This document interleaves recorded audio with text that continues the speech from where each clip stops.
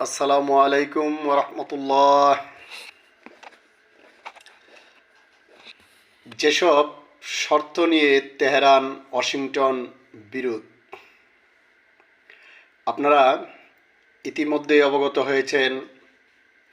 Washington Tehran যুদ্ধবিরতি বেচতে গিয়েছে। আমরা যেটা পূর্বে ধারণা করেছিলাম যে তাদের মধ্যে কোনো সমঝোতা হবে নি। যাই হোক, যেসব শর্ত নিয়ে তাদের মধ্যে বিরোধ হয়েছে, শুধুমাত্র শর্ত বাস্তবায়নের প্রক্রিয়া নিয়েই দুই পক্ষের বিবাদ। গুরুত্বপূর্ণ শর্তগুলির মধ্যে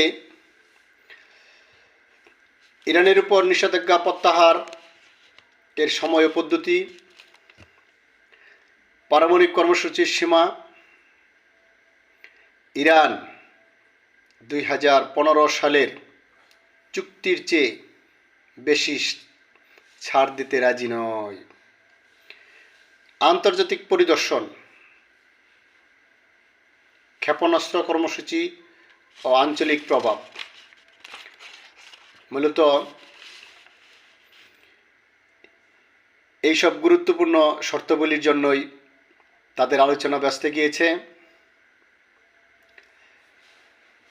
ইরানকে তাদের ক্ষেপণাস্ত্র কর্মসূচি ও পারমাণবিক কর্মসূচি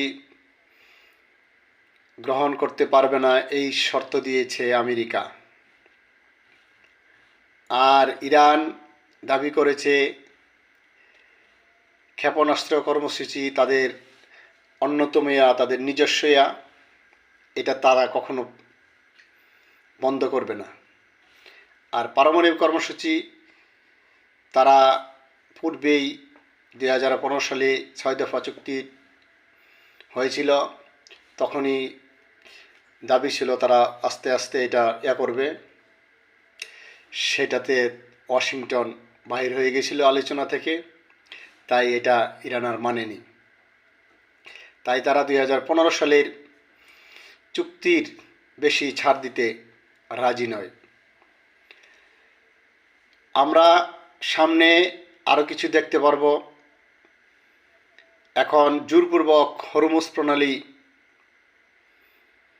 দখল নিতে চাবে আমেরিকা, আর ইরান তার নিজস্ব বলয়